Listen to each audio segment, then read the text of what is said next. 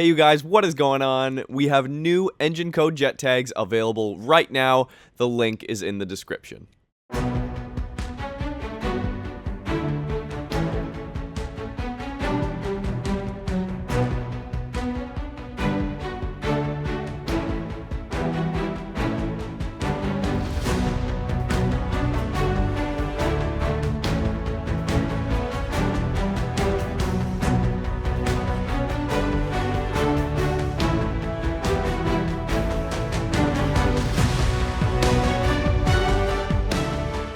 My name's Kason Stewart. This is my 300ZX Z32 slick top with a RB26 swap in it. It was just going to be like a engine swap show car, but I took the turbos off immediately and put a manifold on it and a bigger turbo. But it was just going to be just this regular engine swapped, daily, reliable, and it kind of morphed into this on accident.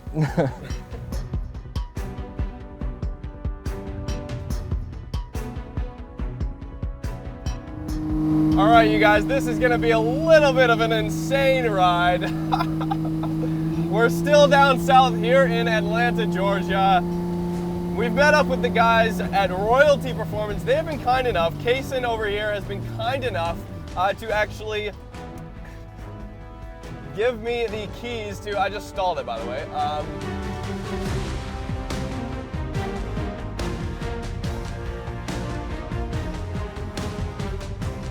It's always been Z32s. When I was a little baby, my dad had a 50th anniversary 300ZX, and I called it the race car. And by the time I was 2, I could go get the key off the hook, go down the stairs, unlock it, and hop in it and start it, which is not super safe, but I did, and that's where it started for me. It was all Nissan Japanese for me.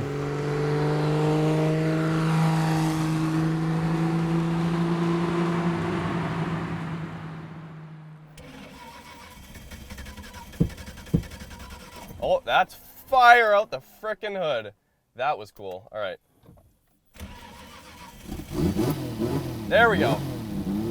All right. So basically, Kason just got this car completely assembled within 2 days for us for this shoot. So I gotta thank you, Kason, so much for getting this thing running in time. The engine was out of this car like less than 48 hours ago. And it's back in, it's putting about 650 horsepower down to the wheels, and it's gonna be an insane ride. RB26 under the hood. So a Z32 with an RB26 swap under the hood.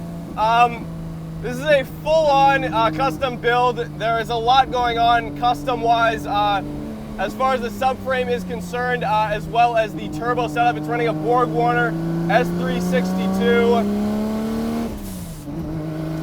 And the exhaust is dumping straight out of the hood. And actually, it's got an open wastegate dumping out the exhaust on this side as well. So nothing that is technically legal. No, I mean, he said down in Hall County where their shop is located, they've really got no problems. The cops love it. They come by, they say hi. That is a gorgeous view down there, by the way. Chattahoochee River or something. This is the dam we're on right now. But we're just gonna take it for a quick rip. I'm not looking to break anything. It's running 650 wheel horsepower on the stock bottom end, which is not unheard of for a stock RB26, but it is a achievement, absolutely.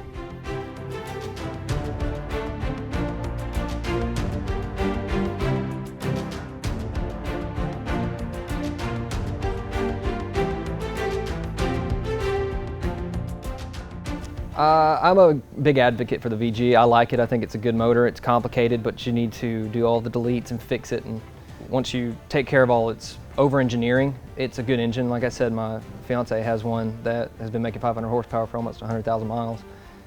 I don't ever have any problems with it. I just have to change the time belt water pump every 60,000 miles and it's fine. But the biggest thing about this one is you can drop a 10 millimeter and just reach right past the motor and grab it.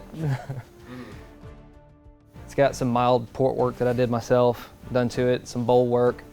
I put Tomei 264 cams in it and got some adjustment going on there. I tuned it with Haltech Still needs some more tuning, but it's running pretty good.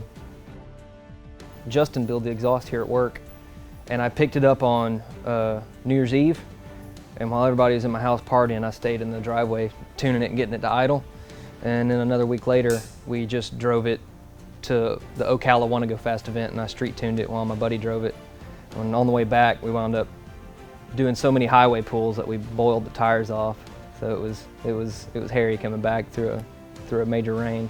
But it's fun. It's a completely different animal. It's like if Nissan built something more like the Supra. This, in my opinion, it should have had an inline in it. Because all the Zs before it had inlines, and it was the right way to do it, in my opinion. But also, like I said, the VG is a good engine. This is just a completely different animal. It's awesome. As far as drivability goes though, and a car that the engine was on an engine stand less than 48 hours ago, the drivability of this car is great. I mean, it's running a little bit rich.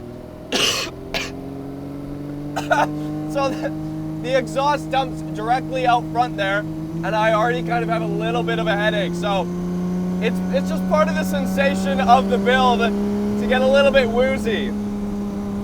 Driving impaired, just getting lightheaded from all the exhaust fumes. It's pretty hilarious, to be honest, but oh yeah. Here, we'll give it a little bit of gas here.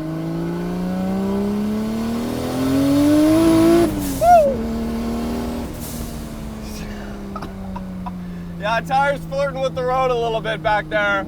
Street tires right now. I mean, this is a street car. Kaysen has built this for drag racing, standing half-mile events. He wants, great sound. He wants to do standing mile as well, which would be an achievement all on its own. To get a 90s car like this, an early 90s, I believe this is a 91 300ZX, up to, 150 plus miles an hour. This car was not built like that for the factory. This is almost triple the horsepower that this car came with the stock engine. This is awkward. Parking lot of a Baptist church and cemetery. Waking the dead? Anyone? So bad.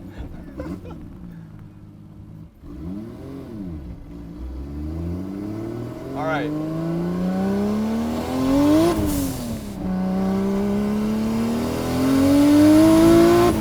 Oh yeah, okay, all right. Woo!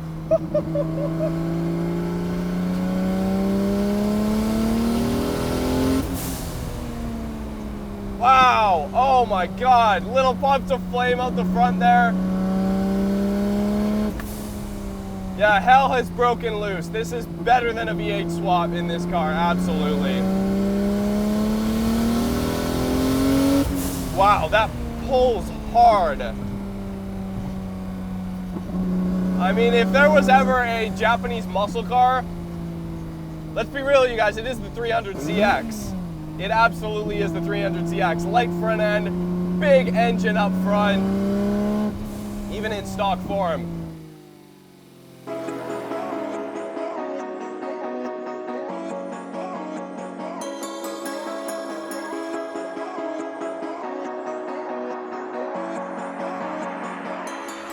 I wanted to use the RB26, the GTR oil pan, and those have a differential attached to the oil pan as one big part. And I had to cut that off and shave all the webbing off of the GTR oil pan. And I notched the front subframe. And when I got it mounted in there, the motor, once I spaced it away from the subframe and the rack, the motor was sitting too high and the hood wouldn't close. So I had to space the whole subframe and motor down away from the frame, and that made the hood close. So see a little dent there. First time I closed it, bink, whoops.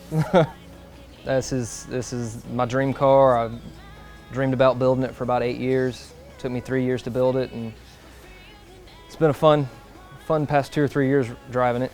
I put over 12,000 miles on it, and I drive it every day. Not with the hood exhaust. It feels smoky out, make you woozy, but I have a street exhaust for it.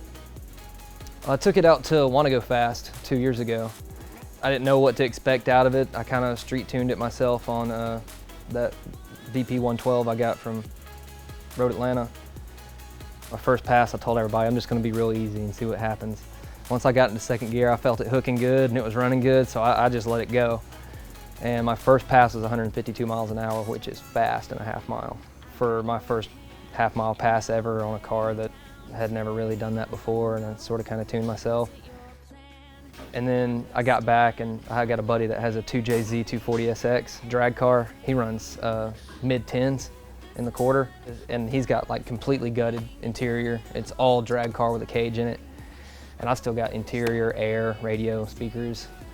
And when I went that fast, he was like, nope, nope, I don't know what you did. That's too fast. So my next pass, I got on a little more, turned it up a couple pounds, and did a 156, and it was just blisteringly fast. I outran a Hayabusa. It had a big old boy on it now, but it was fast.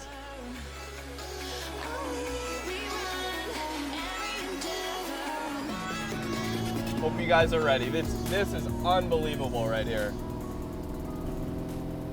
We'll kick it at like 3,500 RPM. We're at 4,000 and boot it. Woo! Right back in the boost.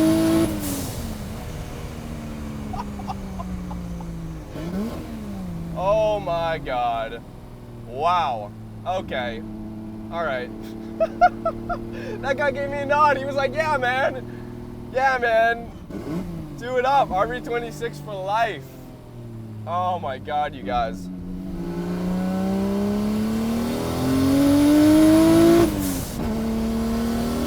Wow.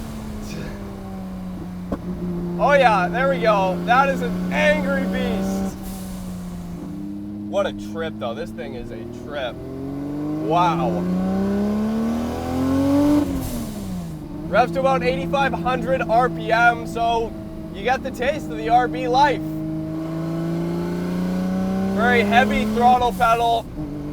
This car is all about the feels. It's all about the sensations behind the wheel. Throttle input, very tough transmission, you know, shifting in and out of gears. The clutch is very chattery. You've got to be a man about it. You've got to be intentional with how you get off the line and how you're, it's got a finesse about it, but it's also just like, no, you've got to show the car who's boss.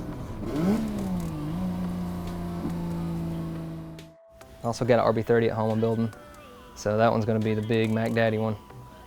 I know that we got it's a very strong car scene here.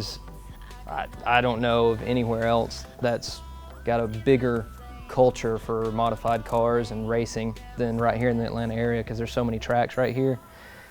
It seems like it's a really close-knit group too. I mean, everywhere you go, you meet somebody that knows someone else, and everybody knows everybody, so it's pretty cool. Awesome. Especially the Z community, they really look after each other, and it's like being in a big family. It's pretty cool.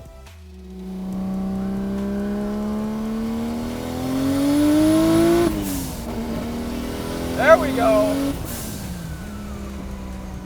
Honestly, if you rev it, like, you know, past 7, I mean, again, the red line's 8,500. If you rev it past 7 and then get right back into boost, it stays in boost, basically. There's like a little bit of a lull, and especially with this S362, like, it sounds insane. So, Southern hospitality is a real thing, alive and well, down here in the States, and we couldn't have asked for a better group of people to come film cars with. So, hope you guys enjoy this short video